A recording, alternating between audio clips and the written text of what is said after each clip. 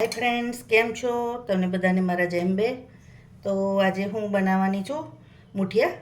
અત્યારે વરસાદી માહોલ છે તો આપણને રોજ નવું ખાટું મીઠું ખાવાનું મન થાય. તો આ મૂઠિયા એક એવી રેસીપી છે જો ઇઝીલી બની જાય છે અને ટેસ્ટમાં પણ ખૂબ સરસ લાગે છે. તો મેં પહેલાં તો આવી રીતે તપેલી લીધી છે, એમાં નીચે પાણી 2 ગ્લાસ રેડી દીધું છે અને આ માળો ઉપર મૂકી અને એને હવે તપવા મૂકી દીધો છે. હવે આપણે એનો લોટ બાંધી લઈએ. ફ્રેન્ડ્સ, હું મૂઠિયામાં નાખવા દૂધી છીણી લીધી છે, જે એક આખી નાની મીડિયમ સાઇઝની દૂધી હતી. અડધી કોબી છીણી છે, કેપ્સિકમ અડધું છે અને એક ગાજર આખું છીણી લીધું છે. એવી રીતે આમ તો જનરલી મૂઠિયા ખાલી દૂધીના કાં તો મેથી પાલકના બને છે, પણ હું અત્યારે બધું મિક્સ વેજ નાખીને બનાવું છું. તો આવી રીતે મેં બધું લઈ લીધું છે. હવે આદુ મરચાંની પેસ્ટ છે, જે તમારા ટેસ્ટ પ્રમાણે તમે વધઘટ કરી શકો છો.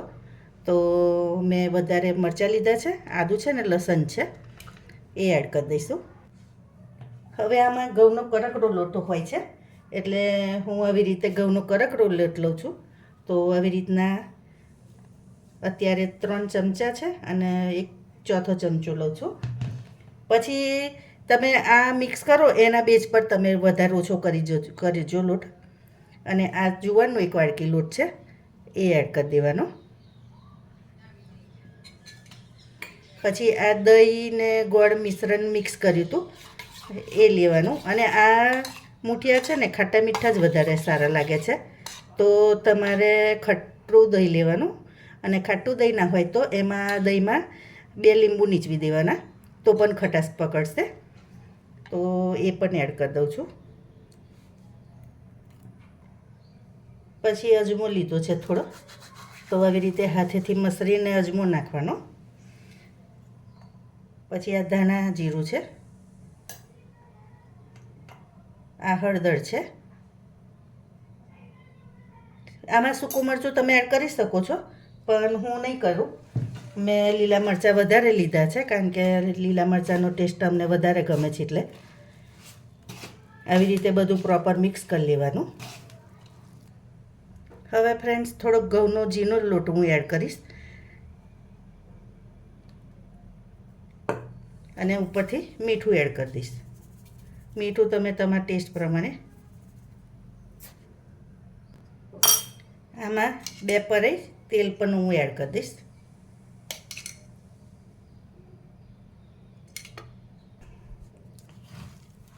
હવે લોટને પ્રોપર બાંધી લેવાનો.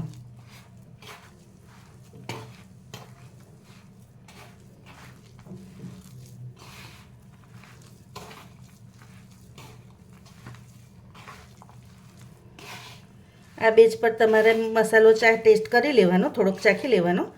તો તમારે કંઈ વધઘટ કરવી હોય તો તમે કરી શકો.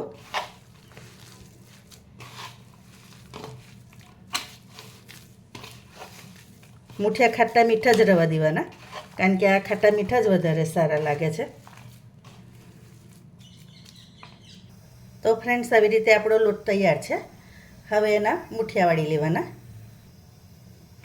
આવી રીતે તેલવાળો હાથ કાઢી લેવાનો અને આવી રીતે નાના નાના મૂઠિયા કરી લેવાના.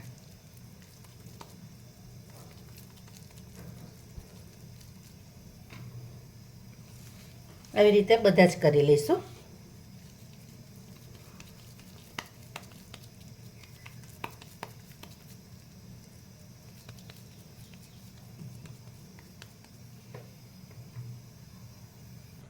તો ફ્રેન્ડ્સ, જો બધા મૂઠિયા આવી રીતે મેં વારી લીધા છે. હવે એને તપેલીમાં ગોઠવીએ. તો ફ્રેન્ડ્સ, જે તપવા મૂક્યું હતું પાણી, એ થઈ ગયું છે. જો હવે આપણે આમાં મૂઠિયા સેટ કરી દેવાના.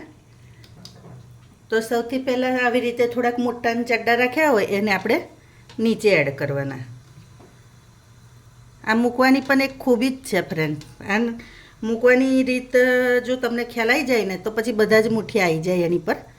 નહીં તો પછી અમુક રહી જાય, અમુક નીચે પડી જાય.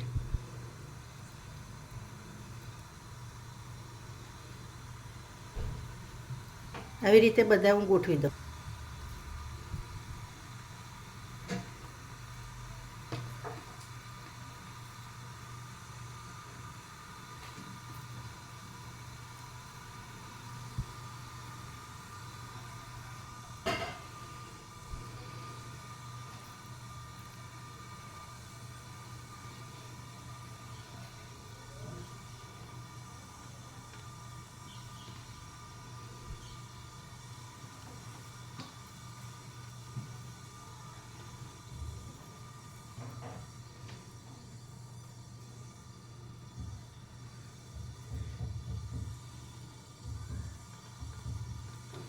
આવી રીતે આપણે બધા ગોઠવી દેવાના અને પછી એને ઢાંકીને 20 મિનિટ સુધી રવા દેવાનું આવું નવું.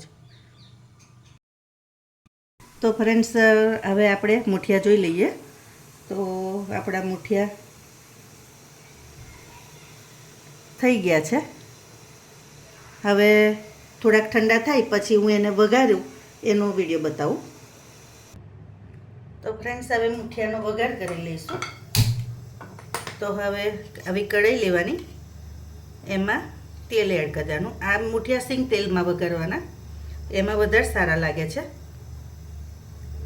આ સિંગ તેલ છે. તો ફ્રેન્ડ્સ તેલ થઈ ગયું છે. તો જીરું અને રઈ છે એ એડ કરી દેવાની. આ થોડાક તલ છે એ એડ કરી દેવાના.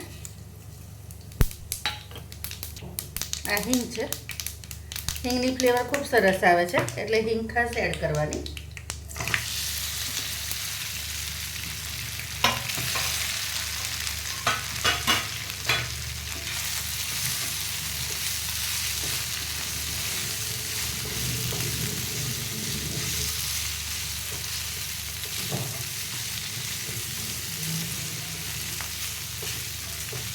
હવે આને નીચેથી થોડાક લાલ થાય ત્યાં સુધી આપણે એને ફ્રાય કરવાના, એટલે થોડોક ટેસ્ટ પણ સારો આવશે અને શેકાશે તો એનું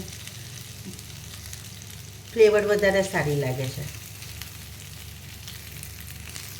જો ફ્રેન્ડ્સ આવી રીતના કડક થાય ને તો વધારે સરસ લાગે છે, એટલે આવી રીતે કડક કરી દેવાના.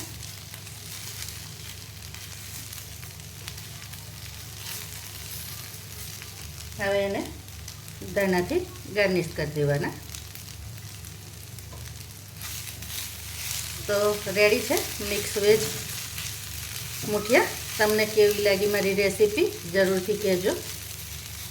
આમાં એક એવું પણ કહીશ તમને કે તમારે એકલા દૂધીના બનાવવા હોય તો દૂધીના પણ સરસ લાગે છે. મેથીની ભાજી ને પાલકની ભાજી નાખીને બનાવો ને તો પણ સરસ થાય છે. આવી રીતે મિક્સ વેજ નાખીને બનાવો તો પણ ખૂબ સરસ લાગે છે. એટલે બધી જ રીતે સારા લાગે, પણ મને વધારે આ રીત ગમે છે કે આ બને શું બાળકો વેજીટેબલ ના ખાતા હોય તો ખાઈ પણ લે, એમને ખબર પણ ના પડે અને સારું લાગે. તો તમને મારી રેસીપી કેવી લાગી જરૂરથી કહેજો. લાઈક શેર સબસ્ક્રાઈબ કરજો. Thank you.